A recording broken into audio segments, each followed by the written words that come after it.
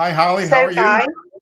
I'm really, really, really well, thank you. I must say to anyone that's watching, John has the patience of a saint. If any technical difficulty that could happen has just happened, so I might need to unfrazzle myself for a moment.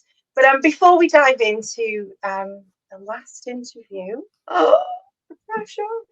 The last interview, I just want to say hi to all of our everyone tuning in today. So, welcome to Into the Weird. We've been away for some time. We've been prowling around Twitter Spaces more so than my YouTube channel. So, John very kindly has agreed to join me today. So, welcome into the Weird. We're an exploration into the unknown, the unexplained, and sometimes the unbelievable. I'm Hollywood. Yes, my real name. And I am often the guide on a journey beyond the boundaries of the everyday, ready to challenge perceptions and turn the extraordinary into the ordinary. So, together, me and my viewers and listeners, we like to delve into the mysteries that spark our curiosity.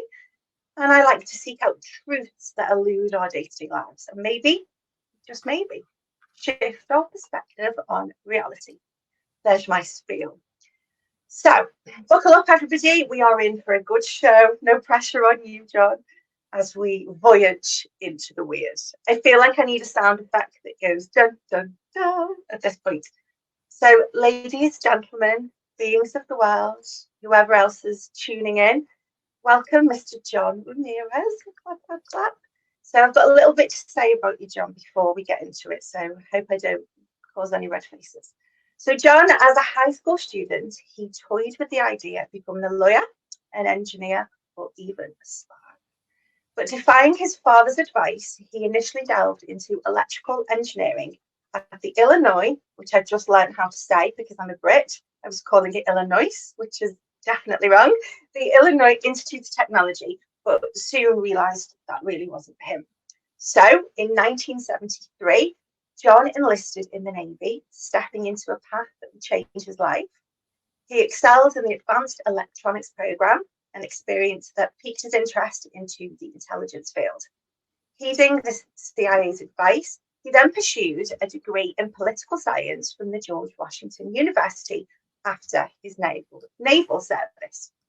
Upon graduation, a fortuitous opportunity, I'm really into the word fortuitous at the moment. An opportunity arose at the CIA. They were seeking former military intelligence specialists with electronic surveillance skills. And John fit that bill perfect, naturally. So after enduring what I can imagine was a very rigorous security process, he was officially sworn in as a CIA officer on June 18th, 1984. John's impressive and very impressive 25-year career at the CIA was marked by extraordinary revelations and involvement in some world-changing operations. But his journey hasn't really ended there with his retirement from the CIA in September the 30th, 2009. Instead, and many of our viewers will know, he stepped into the limelight, masking previously possibly undisclosed aspects of the UAP phenomenon. And what I've appreciated in all the interviews I've watched, John, is your openness in discussing matters that perhaps really have been discussed so publicly by a former government official. And for me, that's certainly put your presence in my sphere. So today I have the fantastic privilege, thank God the technical difficulties are over, of delving into John's world, what John's about. So yeah, let's get to it. And I'm going to pray the Mac and Apple gods don't do anything crazy though. So John, thank you so much. How are you doing? I'm doing well. Thank you very much for that introduction. And thank you for adding the adjective impressive. I didn't put that in my bio, but thank you for adding that. I appreciate that very much. And I'm ready to answer any of your questions. And so let's go. Let's do it. Let's do it. So we will dive into it. John, this was one that I was really pondering on a couple of days ago. Your insights onto the higher consciousness aspect, which is really my bag, of the UAP phenomenon, and its impact upon the government's perception, I think, is really, really intriguing. The kind of realization that these manifestations could be connected to a higher consciousness being, perhaps ones that were worshipped as gods. This seems to maybe have shifted the government's perspective. So with this in mind, I'm super curious to know your thoughts on the following. How do you believe the exploration of consciousness and its connection to the UAP issue phenomena can shape our understanding of the phenomena and their implications on humanity? Yes, indeed. I believe that the consciousness aspect of the phenomenon was there at the very beginning. Mm-hmm. If we are to believe the narratives told about Roswell by witnesses that are now part of the Roswell story, we know that there was some telepathic communication with one or more of the survivors of that crash. And we keep hearing that the communication is through telepathy. And so if we look back at CIA's programs, you will note that a lot of the early programs had to do with the exploration into the weird, if you will. And so we have, yes, so we have like the MK Ultra program and its predecessors. The first one was called Project Chatter, believe it or not, with the Office of Naval Intelligence. So Chatter, that's interesting. That started in 1947.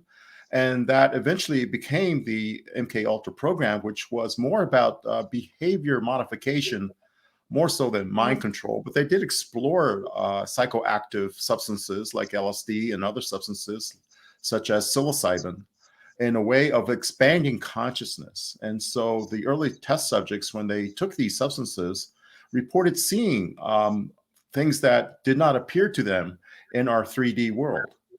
And so that probably had some kind of influence from the early UFO program, because the people who did these experiments were also involved in the UFO program.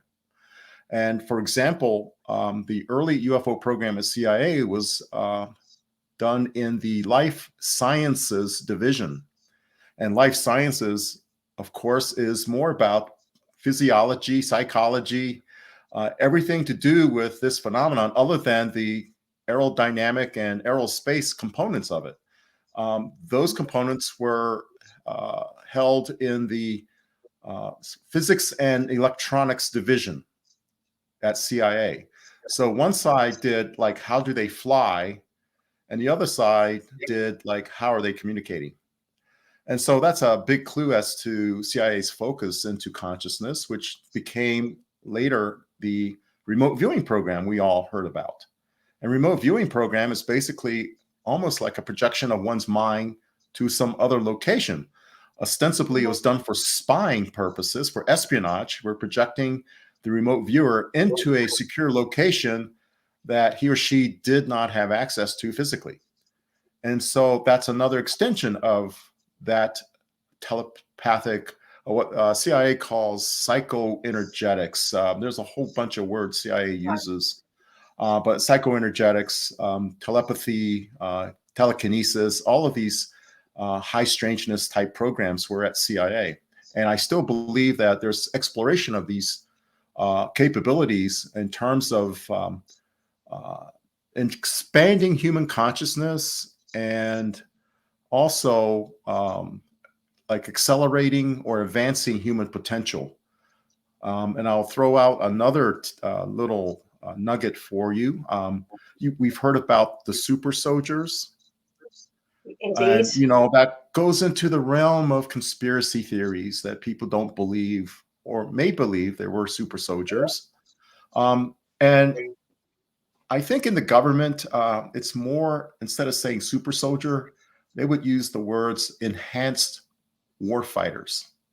That we are very good at using euphemisms to stand for something. So there are enhanced warfighter programs to increase the capability of an individual soldier in a combat situation. And some of that might involve being able to communicate covertly with other soldiers or with higher command.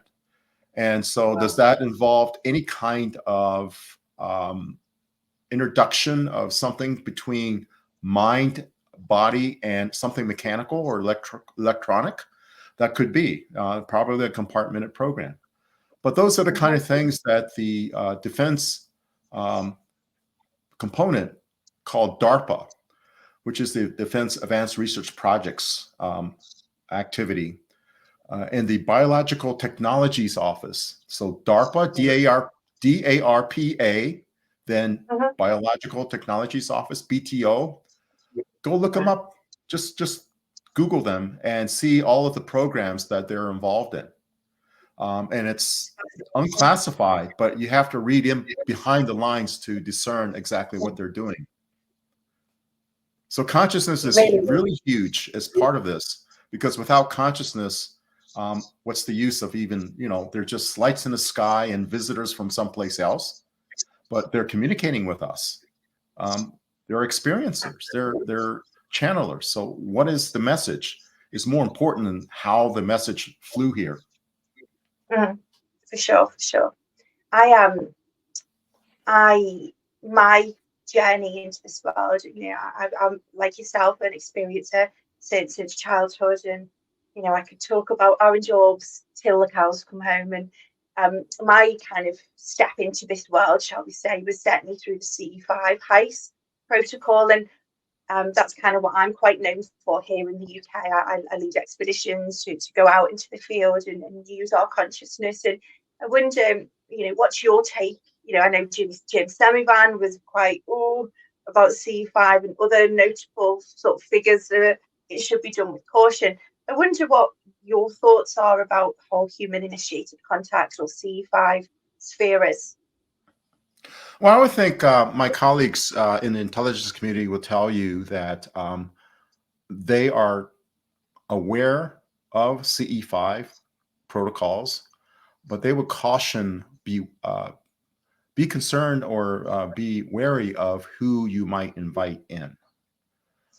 So Yes. that's the big variable. I don't play with Ouija boards for that reason, because I do believe that there are forces, I don't know what to call them, but entities, forces that may not have humanity's interest first and foremost in their mind, and that they've just been here since forever. They're like part of the earth experience. And they've been depicted in ancient literature and ancient art. And we always have this demonic figure, but I would say that the contact with the visitors who are arriving to us now and throughout history are not demonic, though some may cast them as demonic. But I acknowledge that there might be earth forces that have been here residing with us that may have this contact with humans, that the humans were perceived as being harmful and not very friendly. And I just mentioned Skinwalkers at the Pentagon. That book documented a lot of these contacts, which they call the Skinwalker hitchhiker effect. And that is a book that was approved by the Defense Intelligence Agency as being unclassified. So they don't endorse what's in the book, but obviously that program occurred and that research was explored. I've just finished that book, actually. I've just got back from my holidays. And yeah, that was the book I read. So it's interesting that it's come up. I wanted to sort of delve onto, from your perspective, what do you think the role of non-human intelligence has played on our civilization's technological progress over the past 50 years? Because we've progressed significantly. Do you think that is because of perhaps the NHI involvement? We just need to go back to ancient myths and legends, which I think should be reread as lost human history. And so the ancients documented these occurrences of contacts.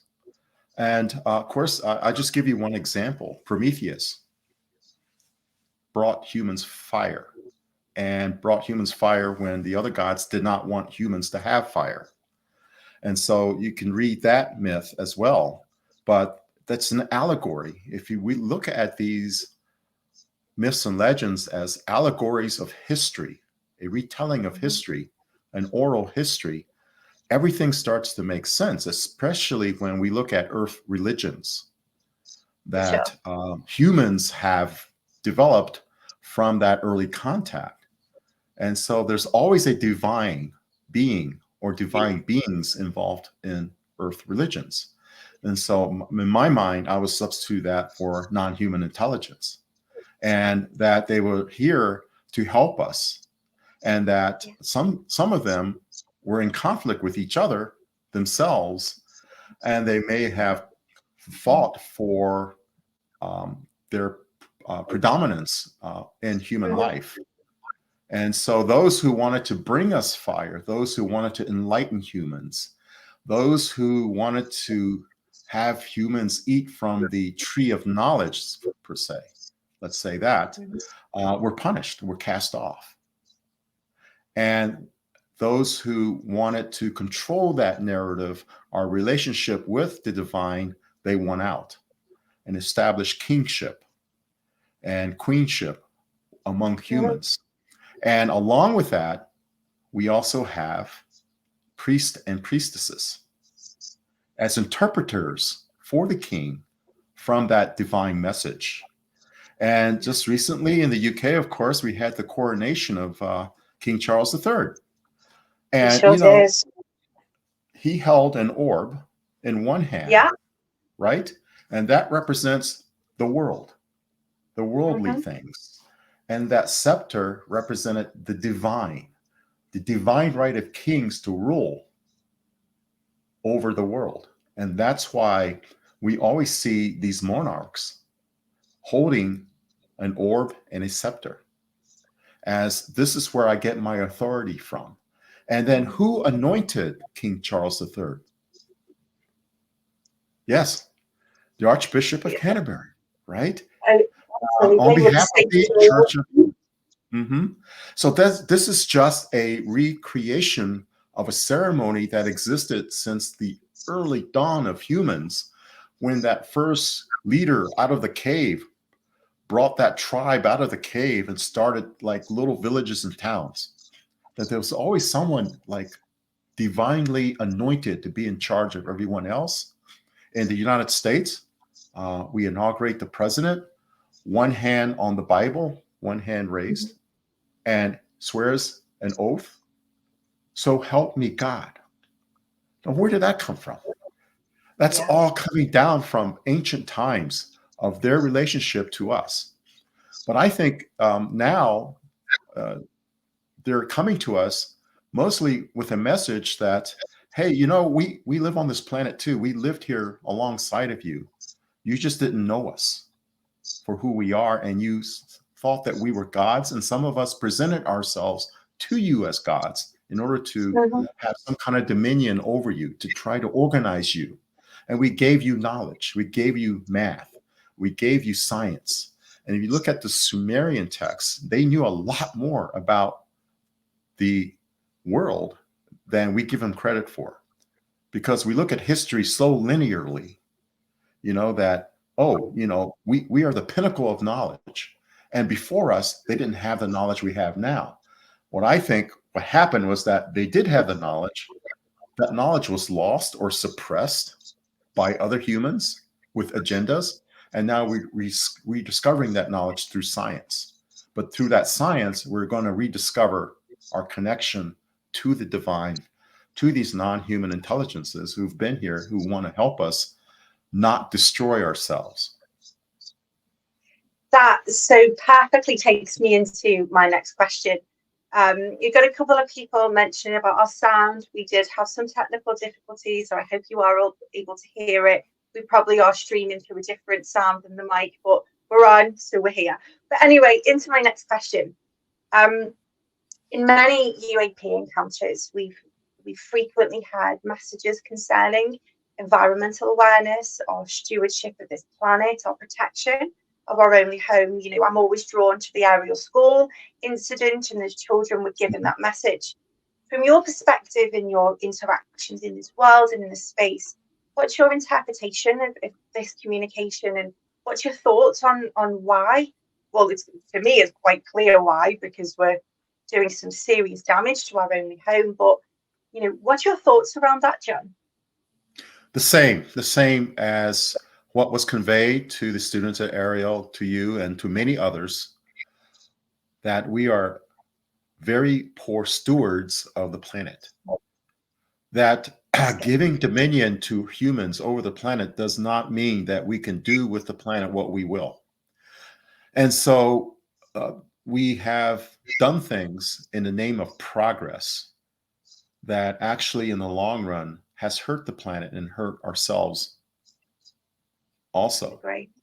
And so, for example, just the environment, as you mentioned, but I focus on what we did with nuclear technology, something that could have provided us with very clean power if we had selected the right nuclear technology, but we didn't. In the United States, they continue with uranium mining because not only does uranium provide at a very high purity rate when they actually can enrich it to like 95% purity, it creates a something that is fissionable. That's something that will explode, but at a much lower enrichment, it can provide nuclear power. But they didn't pick something else called thorium. In a melted salt reactor in thorium, it would have provided us with clean nuclear power with very little radiation and a very short, what we call half-life. That it's radioactive, even though very low, it's radioactive for a much shorter time that could have been manageable.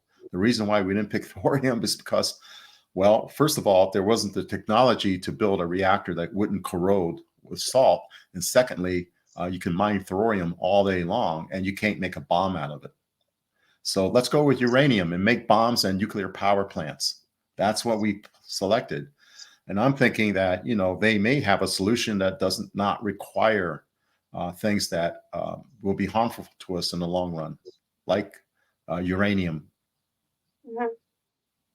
It is, I have a small child, and I often think, what state are we leaving this world in for the future? And it's something that really affects me quite a lot, but I won't delve too much into it. So, John, myself, I know I've seen many interviews you've given. You stated from a young age you are an experiencer, and I caught recently your wife had seen some of the orange orbs. Arizona's very busy, the skies, and we have a place here in England that I go to quite frequently, and I've had orange orbs visit me all my life. I didn't quite know what they were, but could you shed a little bit more on your personal experience with these orbs and what has happened to you that perhaps you might not have disclosed in the past? Well, it might. Yes, yes. It might interest you that my wife is of Welsh descent. Oh, I see all of our activity in the Welsh Hills. So there you go. Yes, yes. She is of Welsh descent. She is also of Irish descent as well. So Welsh, Irish, and a little smattering of German. But wow. She's been a lifelong experiencer, and I have as well. I would say this, that the messages I get primarily was for a mission for me to accomplish later on in my life. And that everything I've done in my life led me to have the wherewithal, the means to accomplish that mission. So I knew from an early age that I wanted to be in the Navy. And being in the Navy gave me my very first clearance and introduced me into the world of intelligence. And I was also interested in politics, as you say in my introduction, that I wanted to be a lawyer. That's one of the options I had. I wanted to explore politics as well. And also wanted to be a spy. I wanted to get into the CIA or some agency of the US government. But going back to the law, I always felt like, well, maybe that's a way for me to get into the government. of Right. being a lawyer, and maybe I had political aspirations as a very young teenager, because I grew up in the 60s, and I grew up in what is known as the Watergate era of the revelations of the Nixon administration and Watergate. And for there might be people who don't know what I mean by Watergate, and that was the attempt by the Nixon White House to infiltrate the Democratic National Party headquarters in Washington, D.C., in an apartment building or an office building called Watergate. So I had that interest that was always constantly there, with the Vietnam War raging on in the background. So that was that interest. But, as things turned out, I had that interest. I went into the Navy. I got out of the Navy with a background in intelligence, in technical intelligence. I went into the George Washington University in Washington, D.C., where I got just a bachelor's degree in political science. But together, the combination of the two, in my senior year, there was an ad in the Washington Post newspaper, of all places, advertising for positions for people who have had a military signals intelligence background. Apply here, send your resume. And this is what I did. And it took a year or more. And then I went through the entire security process, and I was invited to join CIA. They called me up and say, pick a date for you to, congratulations, you made it, you're a CIA officer, pick a date to report. And so I reported, and I happened to work in the office, or work with the office that had the legacy UFO program since 1947, the successor of that program, and eventually actually worked in that office directly, and have been there ever since throughout the rest of my CIA career. And it was there that I was exposed to many of the things that I was allowed to talk about by CIA, because everything I've said, I put it in a letter and I put it in slides, PowerPoint slides, and sent it to CIA for review. And it all came back as being not classified. We won't endorse anything you say or anything you put on those slides, but certainly not classified. Go forth and go ahead and disseminate this to the public. And so had not all of these things come forward through that contact that I had all throughout my life, I wouldn't be here speaking with you right now. It's incredible. And I was thinking about this last night. You wear two hats. So you're an experiencer and you're a former intelligence officer. And that must really create an interesting interplay of perspectives. And I was trying to reconcile how I would work that. And I would really love to understand and hear more about aspects of that, of your life that intersect and influence each other. So you're an experiencer, you're a former intelligence officer, and how has your professional background impacted on your personal experiences, and vice versa? It must be an interesting space to occupy. Yes, and I would consider them synchronicities. Many people use the word synchronicities, but these are like things that occur in one's life that cannot be explained by just mere coincidence or serendipity. It seems to have been, I hate to use the word orchestrated, but things have fallen in place that were meant to fall into place, and things fell out of place that would have hindered the progress. And so that's the best way I can describe it. When I entered CIA, I didn't go in there because I wanted to research UFOs, even though I had a lifelong interest in UFOs and in my contact experiences. That wasn't the purpose. I was there because I was interested in that type of work, and it was a way to utilize my training in the Navy at a much higher level. So what I did in the Navy was mostly at the secret level. And at CIA, I can then take the skills I learned along with the skills taught to me by CIA at the next higher top secret level. And so there's something that I chose as part of my life to join the U.S. Navy. but that Mhm. led to the opportunity to know more about what I learned in the Navy. But in so doing, then here comes this information through CIA. So there's one. And also, as far as continuing contact, they really got my attention when I was in CIA, because that's when I started feeling um, like that the contact was very frequent and somewhat more, I would say, kinetic. That is, they really wanted to get my attention. And Mhm. so it wasn't negative per se. I wasn't afraid of the experience, but what happened was that this is when I started getting right nostril nosebleeds between 3 and 4 a.m. I start getting visitations at night by these beings that I could not see the face of, but they seemed to be shrouded in a cloak. I know. And Well, also, I as a continuation of this almost, we mentioned telepathic conversation, this communication between me and them. And I've had one I would call negative experience where I saw a being that most people would describe as reptilian coming from the living we room will into come my on to bedroom. that shortly. We will come on to that shortly, John. Please Yeah. do continue. And that's the one where I was fighting it and punching it, and I had claw marks the next morning of something Wow. happening like that. Skeptics will say, debunkers, oh, you just clawed yourself, or you scraped yourself. No, no. And the following evenings, I saw a green shroud, a mist in my bedroom with these sparkles in it. And when I looked at it, I felt very safe and protected. The message from that was that, don't worry, we will protect you.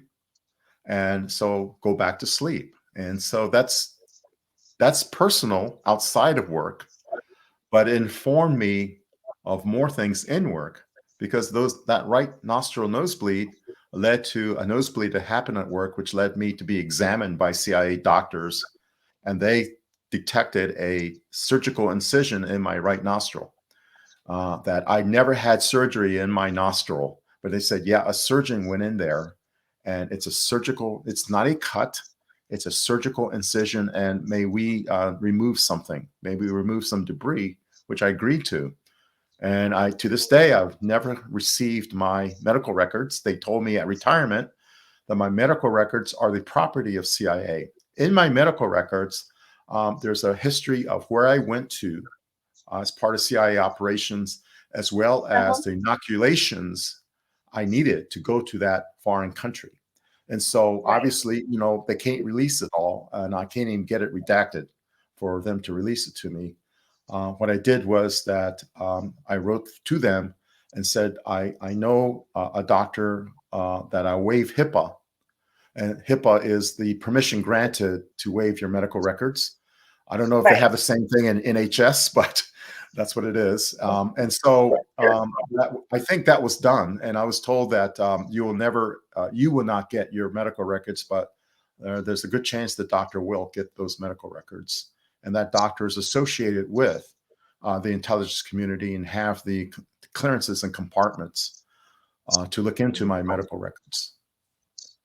So that's Gosh. sort of like a nexus of something that happened to me personally and professionally that kind of melded together. Gosh. That's going to give me something to ponder on. Wow. That must have been quite a hard thing to sort of digest as well. But I might end up texting you later, like, John. Anyway, I'm going to shift gears a little bit. And thank you so much for sharing that. That's very personal. But I am going to shift gears. And it was a question that I've been asked over the past couple of days to put forward to you. And it's something I've Uh-huh. been mulling over.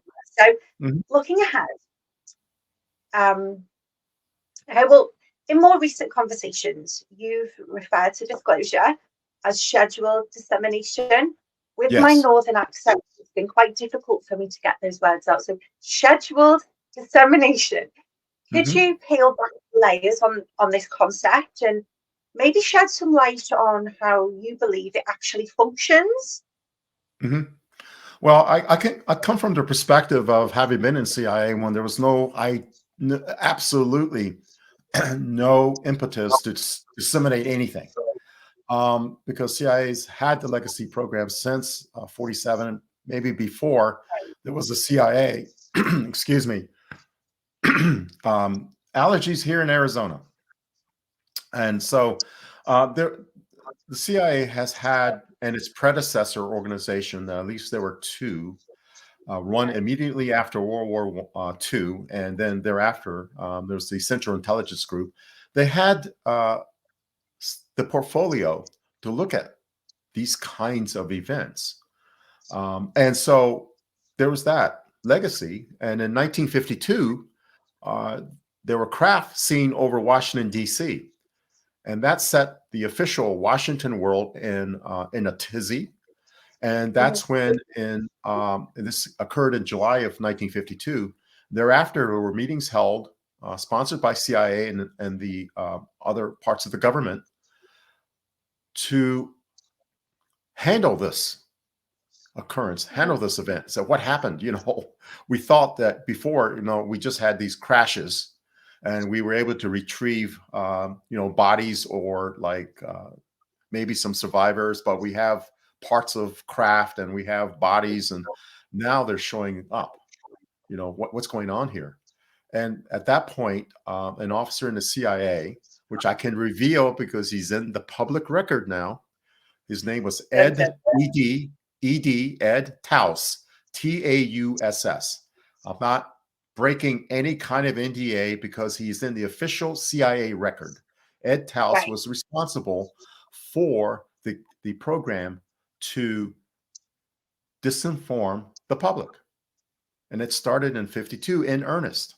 And at that point, all of the movies started to look like scary aliens are coming to take over the earth and control our minds. Because in 1950, there was a movie called The Flying Saucer, which was the first UFO movie ever made by Hollywood. The producer of that movie actually credited the authorities in help making this movie. And the movie plot ended up being that the saucer was reverse engineered.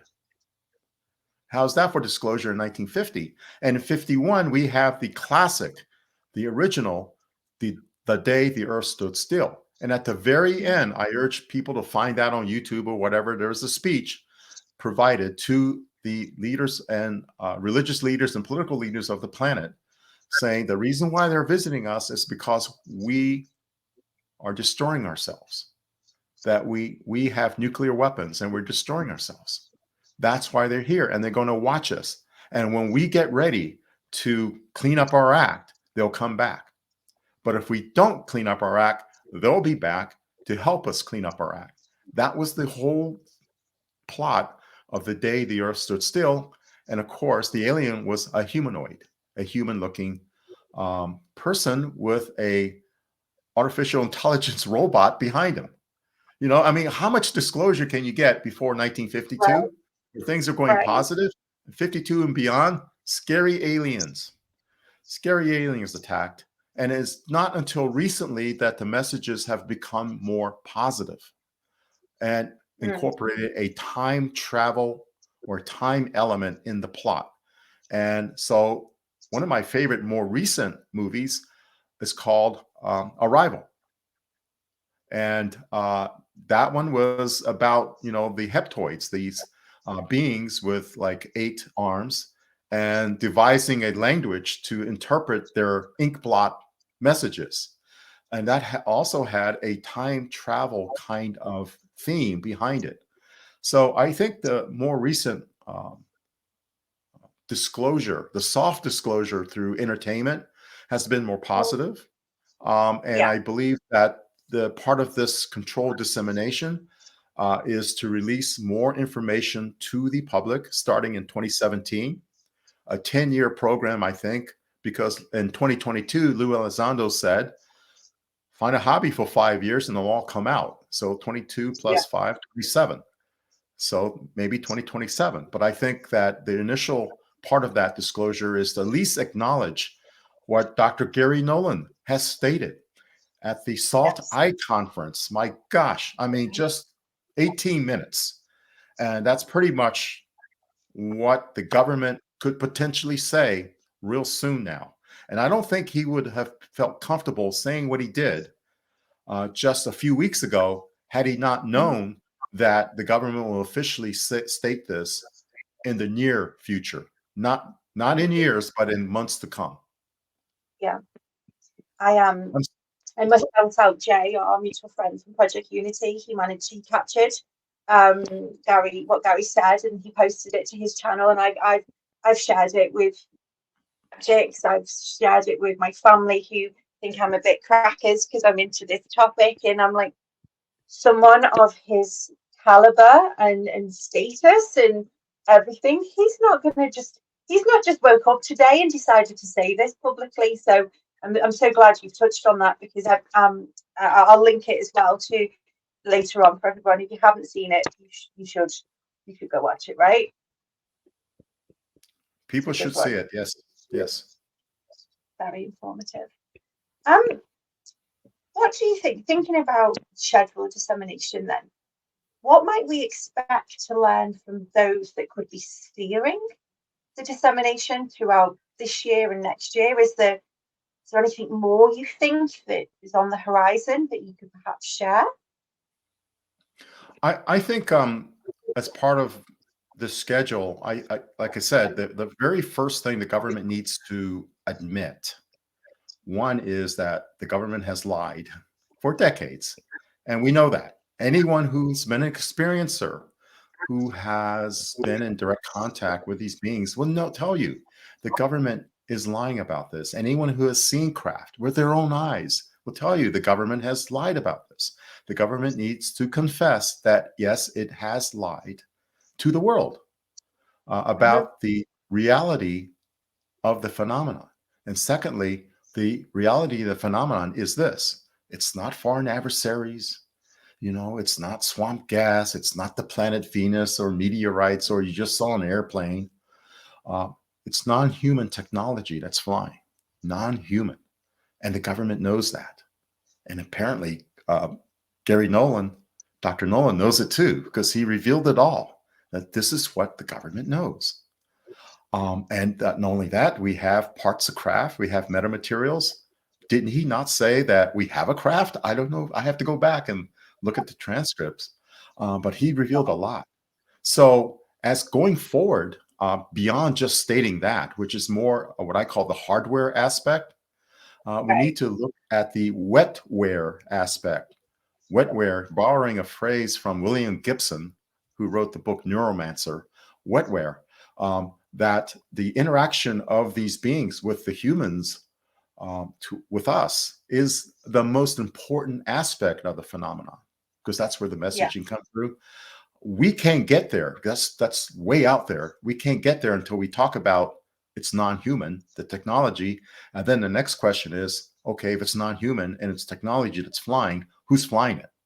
And introduce the non-humans into the narrative.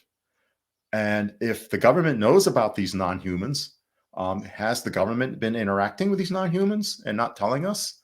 I mean, there's a lot of conspiracy theories about that. And maybe it's time to take it out of the realm of conspiracy theory and say, yes, we are aware that there are non-humans on the planet. Gary Nolan said they've been with us a lot longer than we think. So there you go. And then, that will lead up to further disclosures in that schedule. Ultimately, we got to get to the point where if they're here to help us, we as a planet, not as the United States or the UK, but as a planet, we need to get that help together as humanity, because that help doesn't belong to the UK or the United States. We should not have a monopoly on the technology or any of the information provided by these non-humans who could care less if we're British or American citizens. They don't know. I mean, it's planet Earth. How we organize our tribes, they could care less. So I think as it goes forward, I think more information will come forward. I hope at the end, it will be a positive message where we can actually start helping the planet, helping ourselves, and helping them, interact with them, so that we become, I'm a Star Trek fan, a spacefaring planet. Yes. Me too. Me too. It's one of my guilty pleasures in life. And I normally don't admit it so readily. So, John, you have a kindred spirit because I'm a Trekkie through and through. I knew I liked you, John. Now it's even more.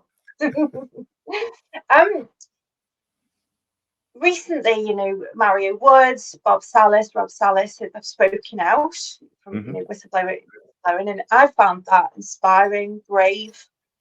Mm-hmm. Do you think, and obviously given what Gary's recently, Dr. Gary said, do you think we're likely to hear more voices from within the covert, community, the intelligence community, maybe those that have been involved in crash retrieval or Mm-hmm. reverse engineering programs? Do you think there's an appetite for more people to come forward now, or is the risk still too much for them? Do you think? Well, I think everything Dr. Nolan stated, I think is ready to be revealed. So he did Right. mention crash retrievals. He did mention reverse engineering. I am hoping to have someone come forward, either Admiral Wilson or Dr. Davis, to confirm Wow. and validate that those notes were from a real meeting about any of the programs for developing technology from whatever we were able to acquire. And I would add the word gifted by them, because I find it hard to believe that an advanced technology would crash like the way they did. It's almost like we'll wreck it and then you can open it up and pick out the pieces you want. I think that's what's actually going on with some of these crash retrievals. But to your point, yes, I think that will come forward. And again, referencing Dr. Nolan, I think anything that he stated is something that will be revealed in the coming months, maybe next year at the latest. But I think that's all been given a green light for folks who know this information to come forward with it. I know over the years, we've disclosures coming. It's next week. It's next month. There's always it's coming, and I know from speaking to people in the community that I do every day, there certainly feels something in the air. There seems that progress is things. The pace seems to be picking up, which can only be a positive thing. If whistleblowers and people of like yourself, people like Gary, people who are public in talking, Yeah. do you think there's going to be conversations around zero point energy or collaborations on alien tech development that kind of have been previously off limit? Do you think those topics are going to be more in the forefront? And adjacent to that, if people are coming forward talking about, zero point energy, yada yada, knowing what you know, do you foresee any sort of disinformation campaigns that would perhaps be launched to counteract anyone coming out and speaking about these aspects, perhaps? I would say this, and I might get in trouble with one of the services here in the United States, the United States Air Force. I would think that if any branch of the United States Armed Forces would object to any part of this disclosure, it is the United States Air Force. Right. And that is because they are the stakeholder with the most to lose. And what could they lose? They could lose the technology that they have been able to derive from the source technology, that is the non-human technology, and were adapted for human use. I don't believe we can accurately reproduce one of their vehicles because there is a consciousness aspect to how those vehicles propel themselves. And the consciousness aspect is very important to this. So we might have been able to build something with these amazing aerodynamic characteristics, but nothing like what we see of the 5 observables that Lou Elizondo talks about.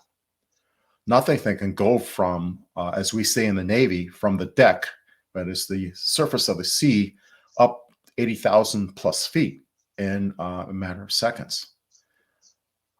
Is there something that can fly and stay hidden and get to that some interesting place very fast? Probably yes. Um, could that be shaped like a triangle? Probably so. I don't know. But I haven't been read into any of these specific programs. I just know that there is awareness, the fact of that there is awareness of these programs in the government.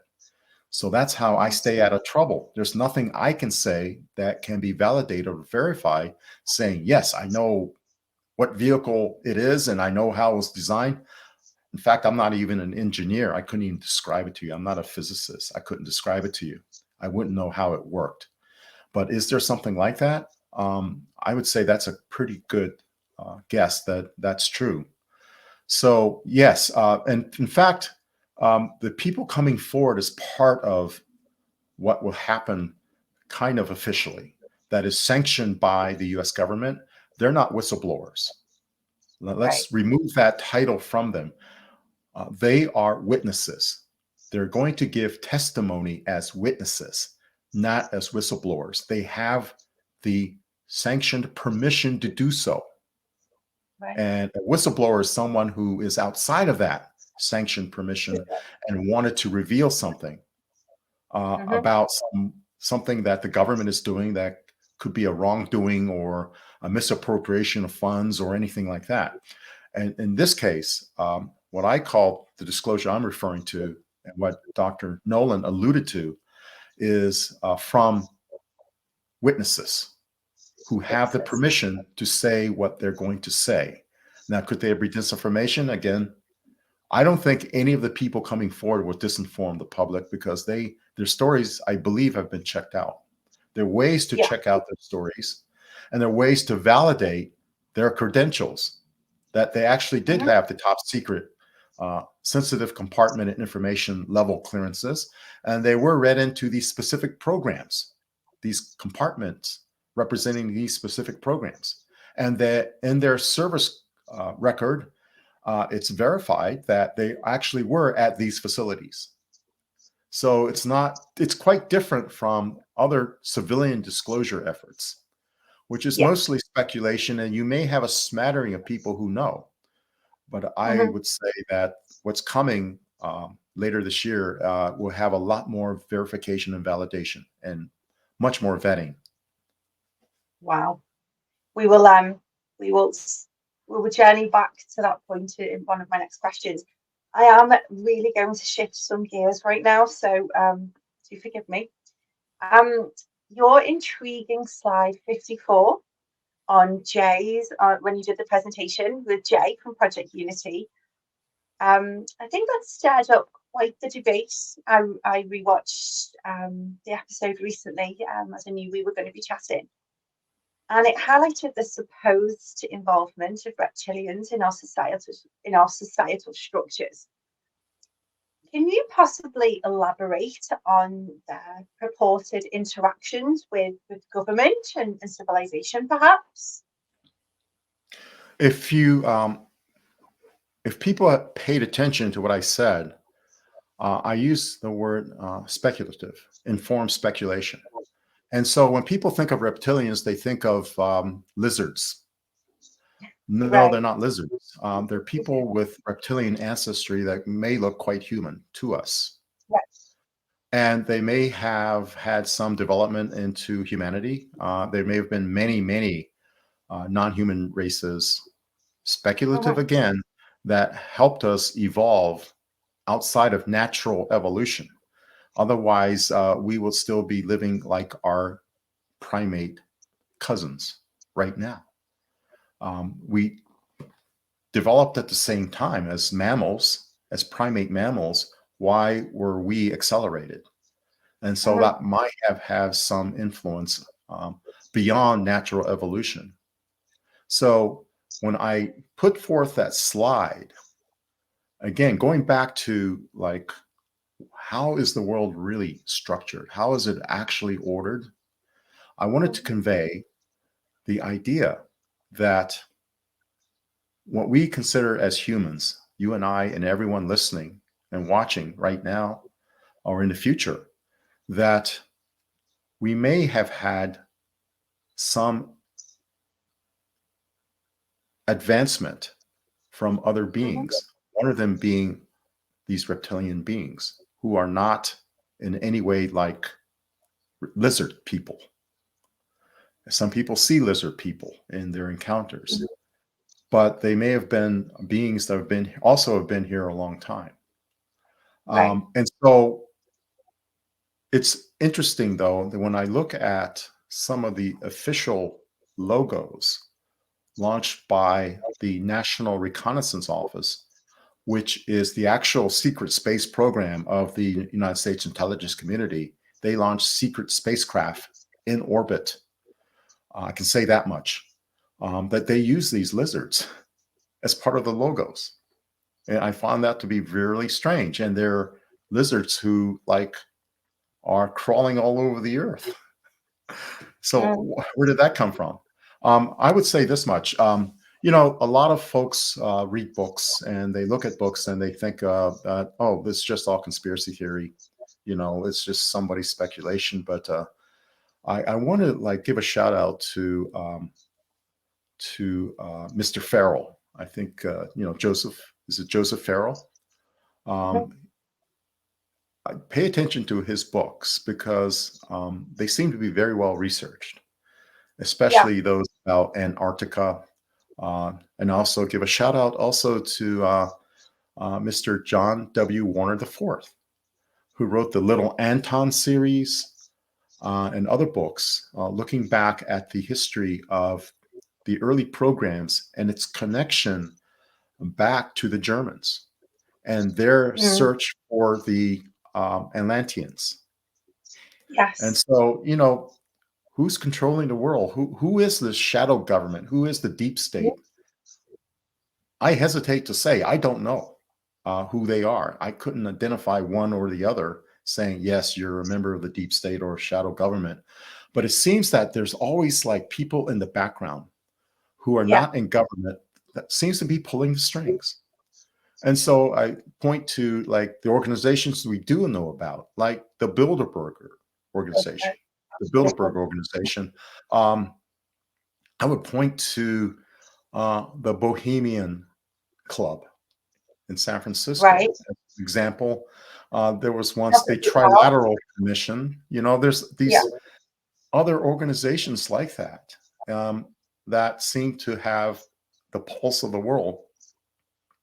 And in that sense, yes, and in that sense, you look at the Bohemian Club and their meetings at the Bohemian Grove, and past and future presidents tended to be in attendance.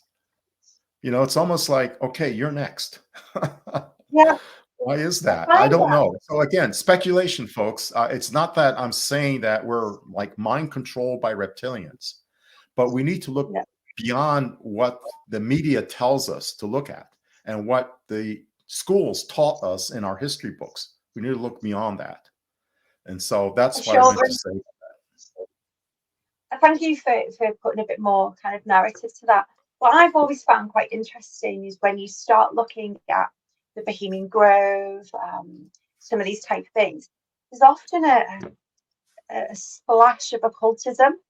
And that's kind of the area that I'm super interested in something I've studied all my life. And you start to look at the mystery schools, the unseen, and for me, you start to, if you look hard enough and you can connect dots and you can speculate, the dots start to becoming a lot clearer.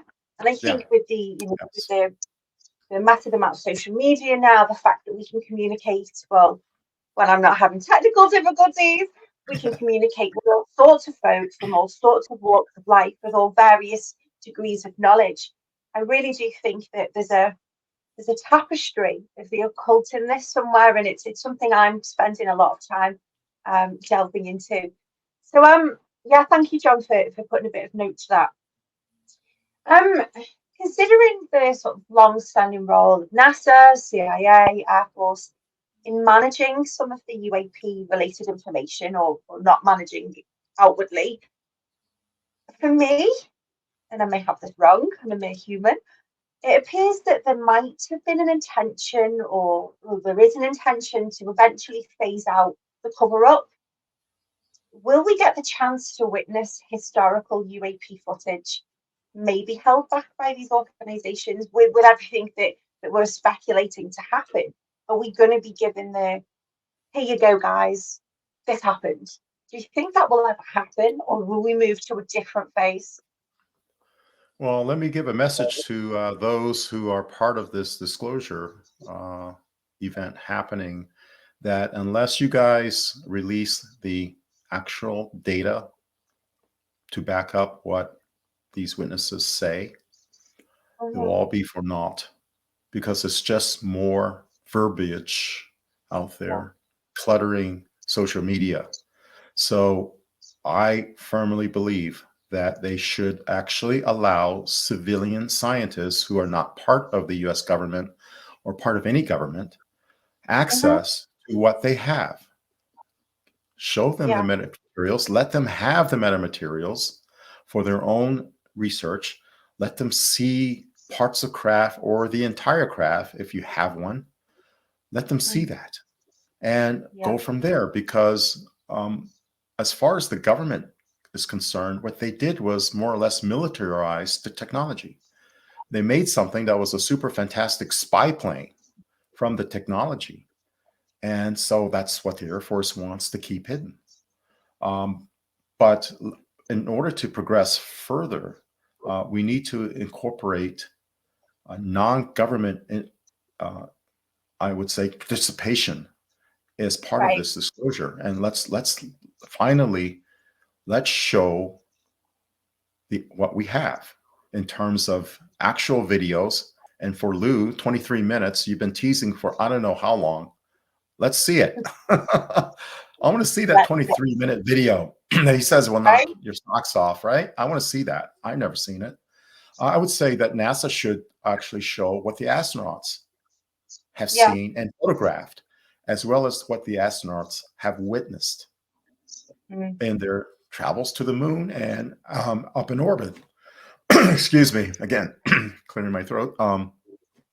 So I do believe that there's actual evidence that the government can show, but part of this disclosure needs to be the revelation of that evidence, and not only like show and tell in front of a congressional committee, but actual like participation from the civilians as well. And maybe that will encourage other governments to also participate in this. I know that your government is holding on to a lot about Rendlesham Forest that they don't want to acknowledge, even though you know that a lot of information come out, but there's always that plausible denial from our governments. Always a plausible denial. They always find an angle to say, nah, that didn't really happen. This is what really happened. And the witnesses who come forward, they're pretty much disparaged. You know, they're made to feel like that they are the disinformation people instead of the governments being the disinformation people. And they embed people in social media to do so. They embed people because I know what might be going on. I know what I know. And then when people in social media come forward and say this or that person, I don't trust them. I never trusted him. And I know that that person is part of that disinformation campaign. If it's honest skepticism, I love it. People should be skeptical. Don't believe everything your government tells you, because we know the governments have lied in the past. Do your own research. That's important. But you know what really irks me? A debunker who may know better. And I'm not saying all debunkers are like this, but a debunker who actually may have been told to debunk certain things and for compensation. And that just irks me. And I hope none of the debunkers that are out there are doing so because of that they're actually real debunkers. That's fine if you want to find a natural explanation for some phenomenon. That's fine. I think I welcome it. You know, if he's saying that, oh, this is more scientific, you have to like look at the science explanation. That's fine, because it informs all of us to do that. Because you know, some of the things people see in the sky, I saw 3 things flying in the sky in a triangle shape. Well, they don't know that the Chinese fly a satellite in triplets that look like three things flying in the sky, or that other countries may fly things that look like two pairs, a pair of Right. satellites flying in the sky. So there's formations of satellites, but those satellites don't do fancy maneuvers up in the sky like that, the way I saw when I went to Sedona, Arizona. Melinda Leslie, her UFO sightings tour, I went there Yeah. through her night vision goggles, and I saw this. And I know enough about satellites to know that satellites don't do that. So yeah, It's so definitely. it's so interesting. I often will take out complete skeptics, non-believers, and just sit and be quiet and connect with yourself and look up. And you tell me that what you're seeing makes if it's a satellite, we can check. We can check if it's a craft. But when they're dancing and colours are changing and they're going from here to here very quickly, what could that be? And I work with a lot of experiences, the work that I do here in the UK, and I really feel that sometimes when people see and they we can rule out, satellites, we can what we can check ourselves. Obviously, we can't always check out government stuff, but when we can rule out that it is a satellite or it is a aircraft of sorts, it's really interesting when you see them change sometimes in front of your eyes, and to me that's quite a special point, that you can take people from being super skeptical to just maybe believing in the possibility. And I think that's quite special. Um, you've obviously hinted and said um, a, a significant revelation unfolding this year, and I know I'm going to deal with UFO Twitter after this, so God help me. Unfolding later this year, one that potentially involves figures from the intelligence community acknowledging the existence of non-human technology.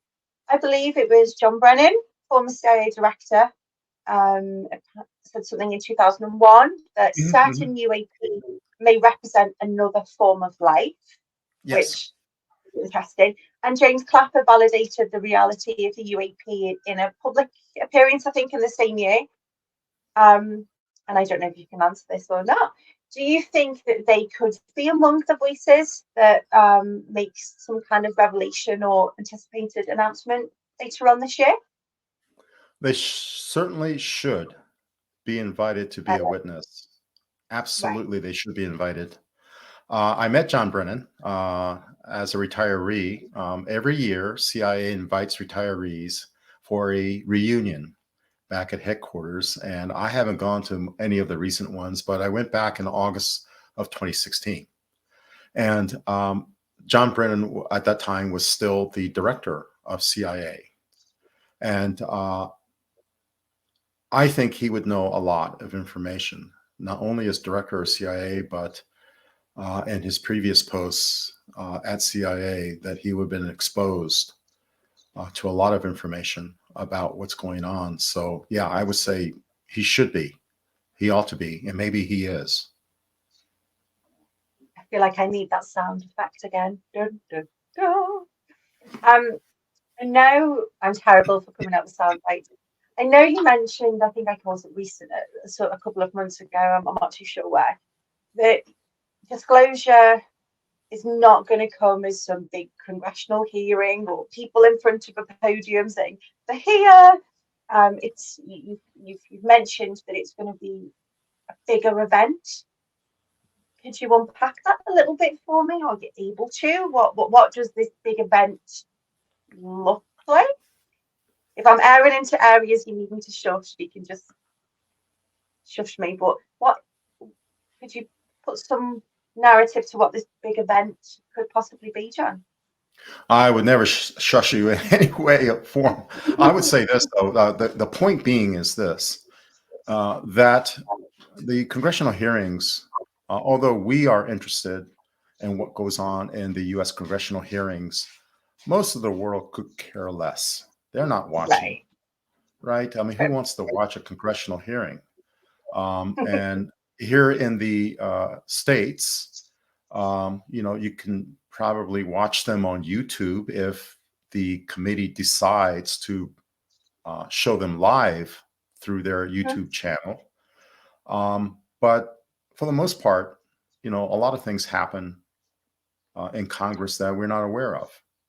And so they don't have the audience. And here in the States, we have something called C-SPAN, C-S-P-A-N. That's the network that broadcasts the proceedings of the House and Senate and congressional committees. And how many people actually watch that?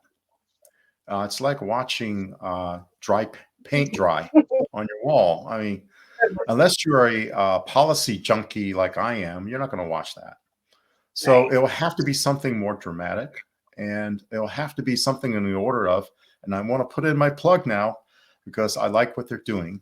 I would say that it has to be something in the order of what Jimmy Church, Fade to Black, will be doing. He is presenting something called Disclosure Fest. And it's going to be happening over November 11, 12, 10, 11, and 12. And why is that date, November 12, so significant? Because Tic Tac, November 12, 2004. So I think that's an ideal time that Disclosure Fest will happen. Another plug, there's something called Contact in the Desert that will be occurring this coming week. And Wednesday, I believe, John. It's looking like it's going to be a great event. A great one, yes. And I would say this: if you can't make it to Contact in the Desert next weekend, maybe you have enough time to plan to go to Disclosure Fest in November of 2023. And I would tell Jimmy right now, if he's listening, or maybe word could get to him, he should call it Contact in the Casino, because it will happen at the Luxor Hotel. The Luxor is the one that is shaped like a pyramid, which is, to me, like, what a fantastic place to have a Disclosure Fest inside a pyramid. That is just absolutely wonderful, with the Egyptian motif as part of this disclosure. And he has some wonderful guests on board with him. It should be a lot of fun. I don't know if I can go or not. I don't know if I will be attending. It's toward that time, which I think things officially might happen. And so we'll see. Between, Science Bob McGuire, many people know Science Bob McGuire. He said at Spaced Out Radio Vegas party, which I did attend, he actually said before Thanksgiving. And so what they're doing at Disclosure Fest happens before Thanksgiving. So we may have a melding of the civilian Disclosure Fest with government Disclosure Fest. I don't know if that's in the works or not. I hate to take away the thunder from Jimmy Church's Disclosure Fest, because I think it's a fantastic thing. But if what the government is doing beforehand, my goodness, wouldn't that be an interesting conversations going on over at the Stairways to the Stars, Disclosure Fest 2023. Interesting conversations if that follows after what the government will say. So I just wanted to put a plug in because I love Jimmy. Yeah, he's a great guy. Great guy. And I know we spoke before about this. I will link some of the details onto my platforms about it. So, John, I have 2 questions for you. This is your final, you mentioned this is your final interview before disclosure in November, hopefully. Can you share why you decided to say, you know what, I'm going to chill? What's the reasoning behind that?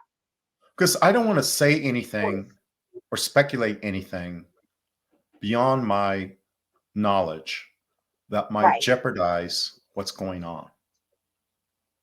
So I don't want to be the reason why the Air Force has a reason to come in and stop everything, or any other part of the U.S. government to stop anything. I don't want that to happen. I thought that this quiet period would be ideal to just gather my own mental health and physical health and everything, enjoy our Arizona summer, and see what happens, see what unfolds. and let Right. that unfold on its own course without any interference. And in fact, Mhm. I so appreciate Dr. Nolan saying what he did because I can point to that and say, look, watch the 18 minutes. He was on for 18 minutes. Watch it. And Mhm. you get all the information you need. The only difference is that maybe toward the end of the year, instead of just Gary Nolan, you'll have many, many, many more witnesses coming Mhm. forward. Who knows, including Gary Nolan? I don't know, but he might be. And you mentioned uh, Director Brennan. He could be one. It could be other members of the intelligence community, as well as the military community coming forward. I will hope that would happen, that they'll be invited, and let that process happen because I think they're hard at work. And I don't want to be the reason why, or anyone coming forward with any kind of like small knowledge to Mhm. you to have that small knowledge misused by others who want to stop it. So, I mean, we don't hear from Lou Elizondo anymore so much. Mhm. My colleague Jim Semivan, he doesn't come on anymore. I would like Mhm. fade away, fade to black. And so I would still participate. You might find me, as part of the audience. I would love to be in the Right. audience for other people's interviews, for your interviews. I will be tuning in. But as far as directly participating in the public domain, I don't want to do that right now. And afterwards, I'll be happy to speak with Jay because then maybe some of the things I do know that I can't speak about, maybe it'll get revealed by others, and then I can speak about them because it's already out. And Sure. uh, maybe I can convince Jay that you should help him interview me on that last. I love Jay. He's great. Yeah, maybe that would be great. Or so yeah, I think toward the end, I'll be freer to come forward with some of the information I have. I was asked before if you were a witness before a congressional committee, is there things that you could say that you can't say now? And I've said the truthful answer, yes. Yes, Right. there are things I can say, but let this disclosure happen. That's the Mhm. official sanctioned disclosure. And then I can come forward with an interview that wraps it all up. And then you won't want to hear from me anymore because I'm hoping that the other folks who are coming forward in the public who actually have program information would be freer Mhm. to speak about that. And I think you, Holly, and other podcasters will be fighting each other off, trying to get these key witnesses to be on your podcast. So I hope that's They're that's a all good thing. friends. Actually, that's a good thing to happen. And It is. stay tuned. So my last question, and this was certainly a question from me to you.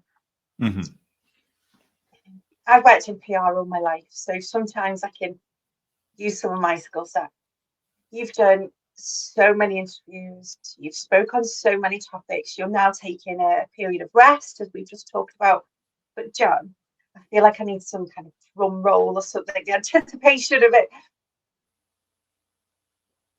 Is there a question that you feel you've never been asked? Is there something that you wish one of us podcasters, one of us media people had just gone, John?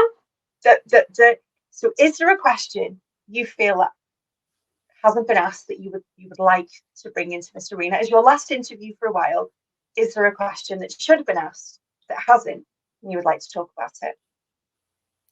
Wow, that question itself lead That me took to me all ponder. day. I don't know. I've pretty much stated a lot of information that I know that I could say.